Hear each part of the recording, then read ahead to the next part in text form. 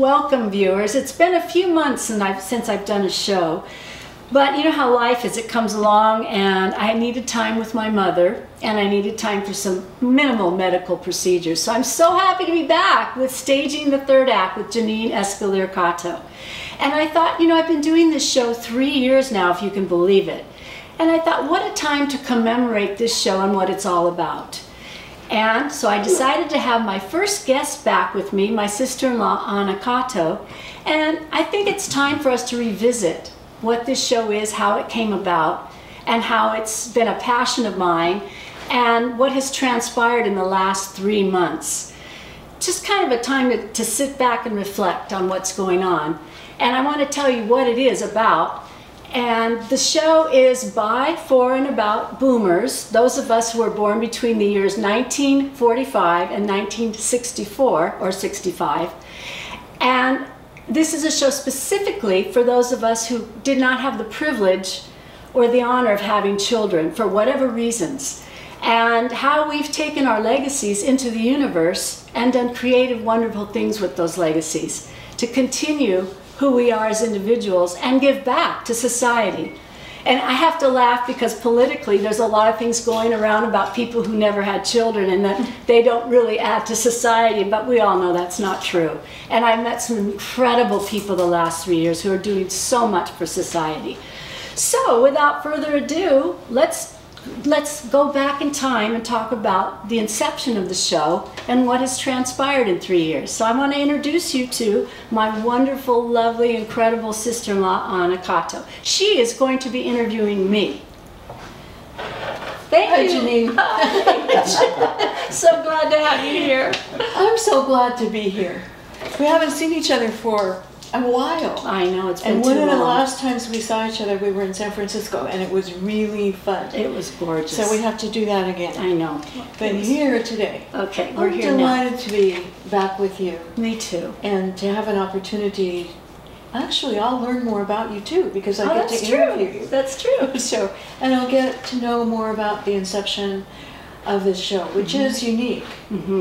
So, you know, it's a specialized niche, a specialized area for a talk show. It is. And I actually think of it as a podcast. I don't know if you do, but that's what people have been calling it, a podcast. So, I love them. And it's just thank you, Janine. It's a real pleasure to be with you. So how did this show, how did this idea, this concept come about? Where did it come from? Wow, it's pretty heavy.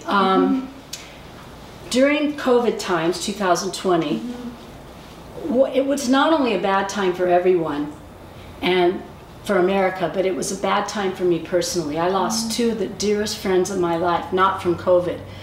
One, a young woman in her 50s, died suddenly on a motorcycle. And the other friend I'd known most of my life died from cancer, and she didn't know that it was end-stage cancer, so she was gone suddenly. And I couldn't get out of the depression. I just couldn't do it. And I've never been a depressed person or had a depression or been in a depression. And I couldn't get out of it. In fact, it turned into such anxiety that I didn't even want Glenn, my husband, to leave the house because I thought he was going to die. And I did go into therapy, and I said, I just can't get over the grief. And she said, no, you're in grief crisis. You are definitely in grief crisis. And she said, Janine, you're such a creative, joyful person.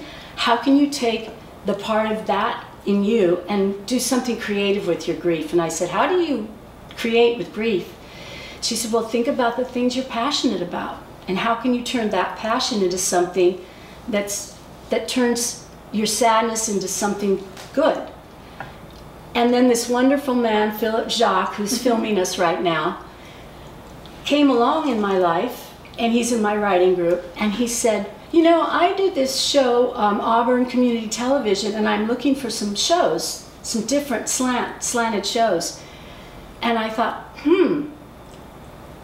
I wonder if there are other people out there that are going through what I'm going through, but I don't want to dwell on the negative, and I want to dwell on the positive of people who don't have children and are dealing with loss, but how are they dealing with it creatively? And it just hit me.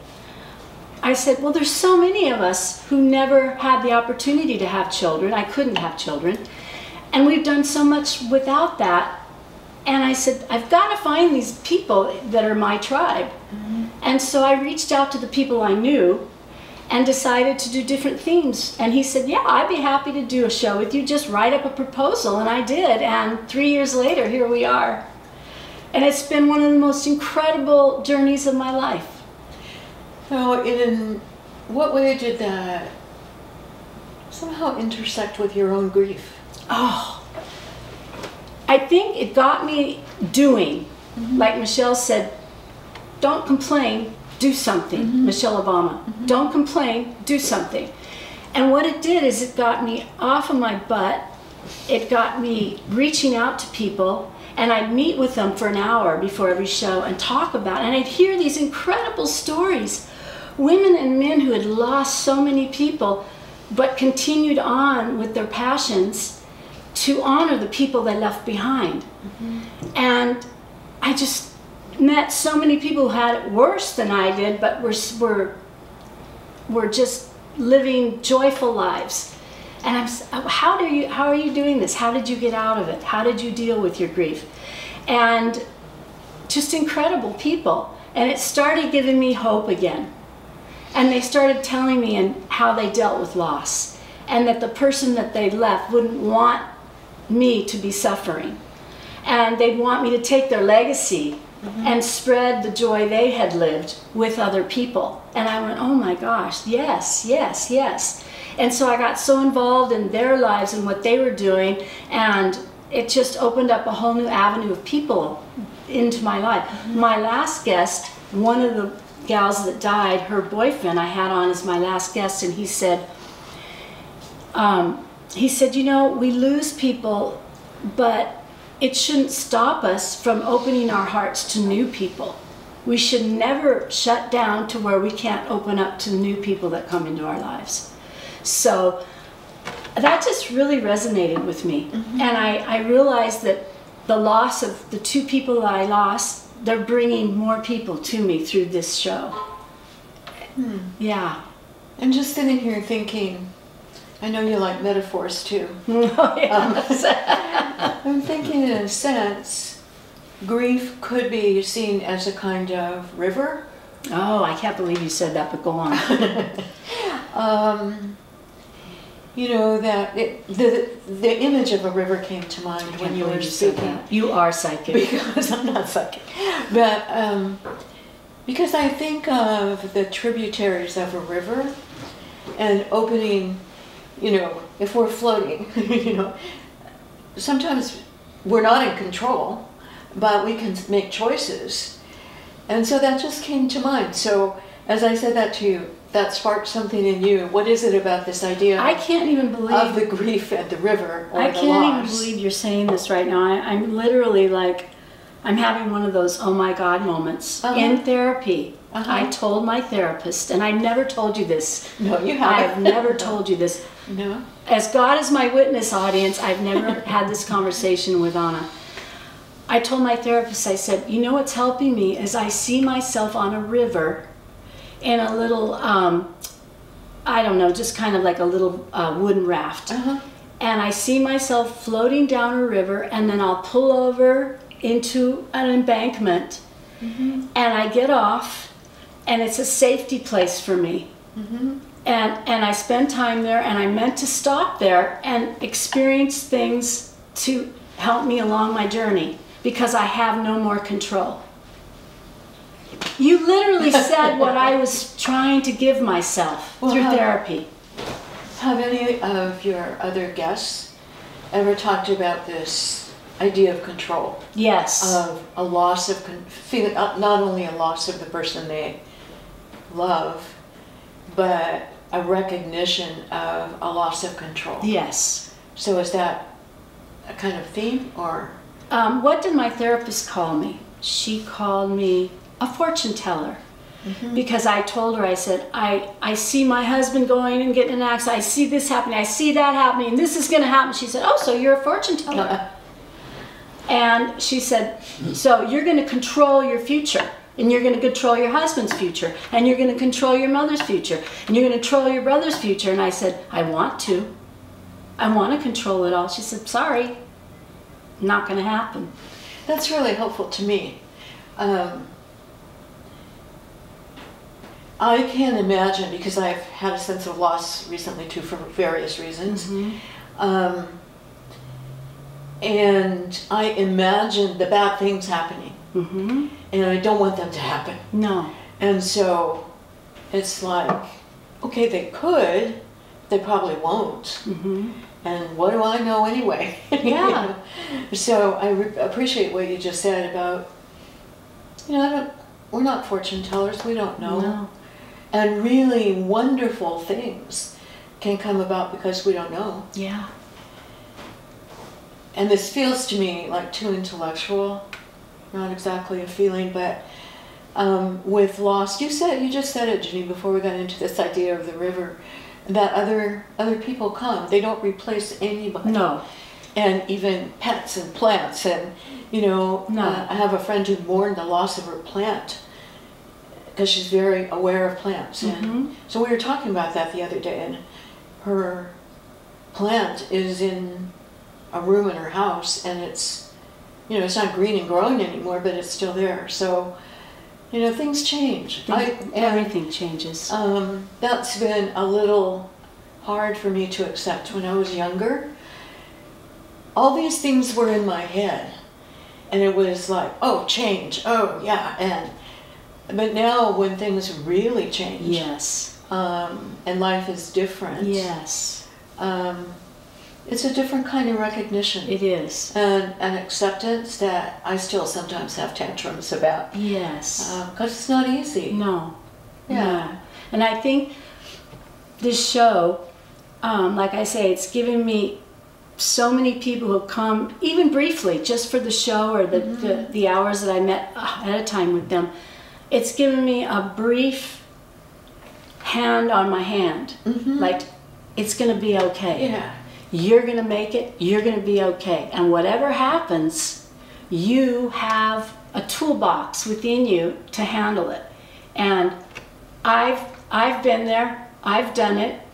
I had a woman on. She's a pastor, but in her real life, she was a realtor. She was a broker. She was a very motivated, very what am I trying to say?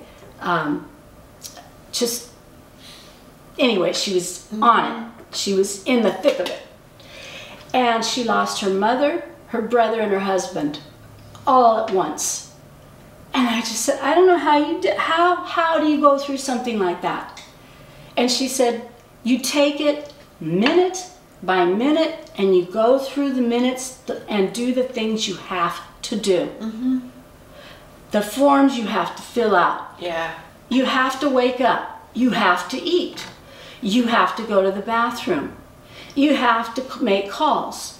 And she said, pretty soon, those things pile up into days, to weeks, to months, and you realize one day, I'm okay.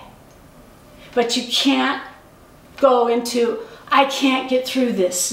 You go minute by minute by minute. And I'm looking at this vibrant woman who is still whole, who is still affecting other people's lives. And she had to deal with that all at once. So that's what this show has given me. People that are gone ahead and have been through it and have come out the other side.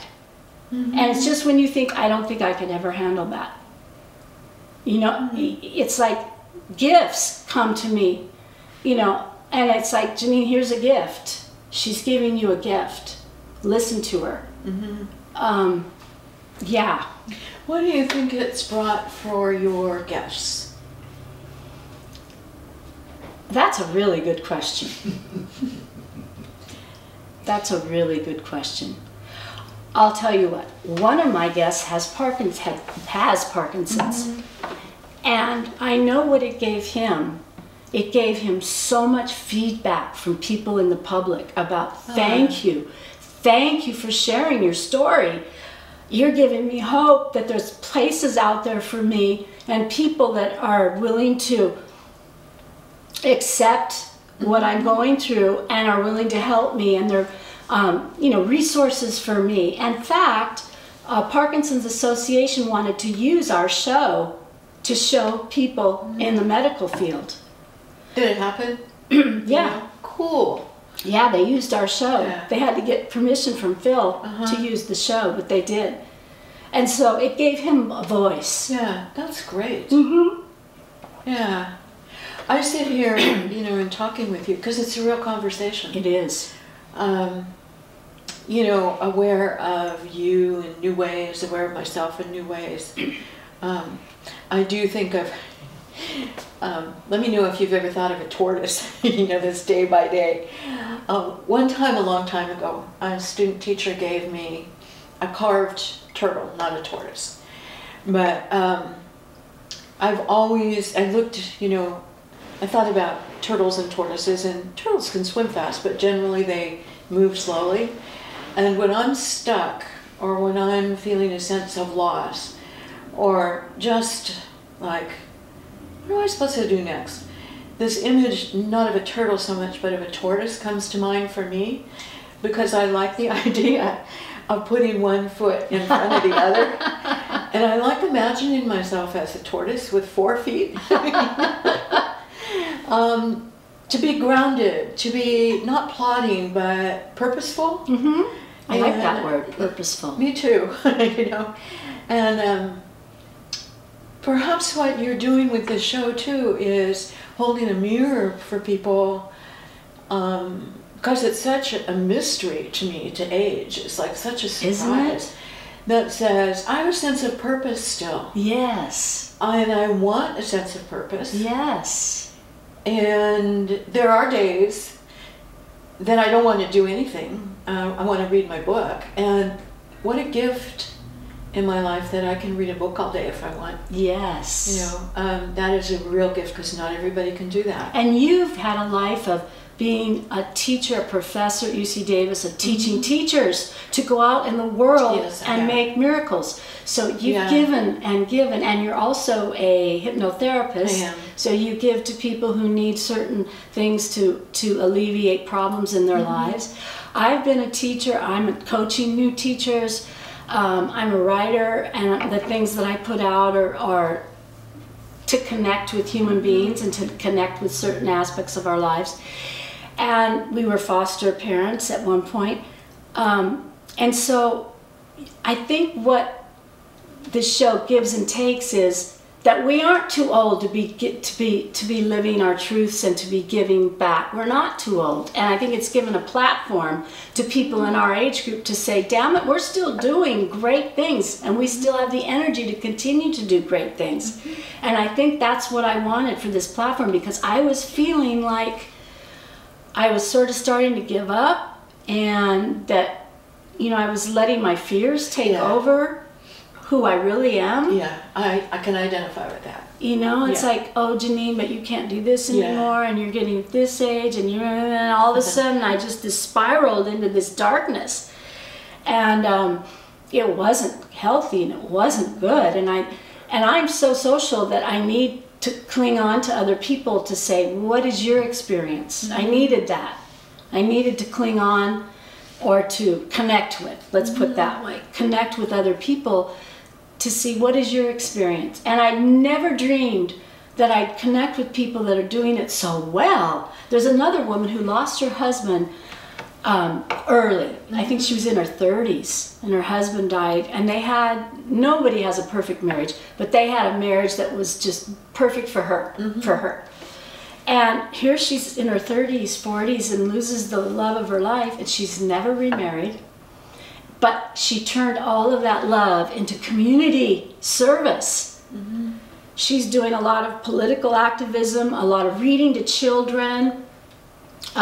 She works on scholarship money for girls that can't afford it. So she's giving college scholarship money, reading to children, political activism. She's amazing. And she's always laughing. So that's for you, Rosie. so I just find these people that and she's living alone and she has a million friends and she's not afraid of dying, and I go, wow, wow, wow, these are the people that are teaching me. And I needed to find these people. But I didn't. I think the message is too, when you get to the point where you're so dark, you have to reach out. And like Michelle Obama says, do something. Do something. Keep moving. Find your truth. Find your tribe. That's not, yay for you, Janine, because that's not easy to do. I know. And you're doing it, you know, and people are benefiting, and your liveliness is, it's a real gift. Oh, thank you. And I'm thinking about, you know, how we give back to others too. So, as you know, I live in what some people call Midtown Sacramento, and it's urban. And I'm so aware of people on the street and saying hello to them. There's this something in me, I like connecting with people too, that there's an energy that passes. I mean, I really sense this. Well, not everybody, but you know, I mean, Well, there's a kindness and a joyfulness Yes. in saying hello to someone. And I may have told you this before, I don't know, I said think so. hello to someone in a grocery store in a Safeway, and this man said, you're talking to me. And I said, well, yeah, and I have a cart and your basket's overflowing, you want to trade. What he said to me moved me so much. Maybe I did tell you this, maybe it was in the first one, I don't know. But it was significant to me because he said, I live alone, I don't go to church anymore. I don't know my neighbors and nobody talks to me. Wow. And we're just so human. We just, you know, I think about, you know, that happening for people, and you know, we live in complex times, and not everybody has the trust to say hello. No. And it's kind of important to have radar sometimes, you know, to be aware. But And bringing kindness just back. to be kind. That is everything right now. And I really think about that. That's everything. Just that one little act changed him. It did, and it changed me, and because I never thought about it before. It changed him because he's like, wow, somebody saw me Yeah, and noticed like I was a human being and I'm Yeah. alone and I don't get that. And yeah. And he didn't, what I was thinking about, for some reason, he may not have had the wherewithal to reach out. yeah, a lot of people don't. And so, Yeah. you and I, excuse me, Cameron, there was a little gnat here. You and I have whatever it is within us to be able to reach out. And this conversation reminds me how important that is. Well, you just remind when you said my liveliness, Yeah. I think about that the gifts we get that are not really planned, but we have to notice them and we have to appreciate them. For example, I get my liveliness from my father, who was not a good person. My dad was generally lived for himself, and he died alone. I'm not alone, but he died not a happy man because he lived for himself and didn't care about his children and lived for all of his pleasures. He's a very hedonistic person. But he had so much energy. And I always think, what did I get from my dad that was positive? And you just nailed it. My dad had so much energy. That's why he was so good on his job. And he was charismatic. And my mother I thank God I got her soul. I got her heart and soul.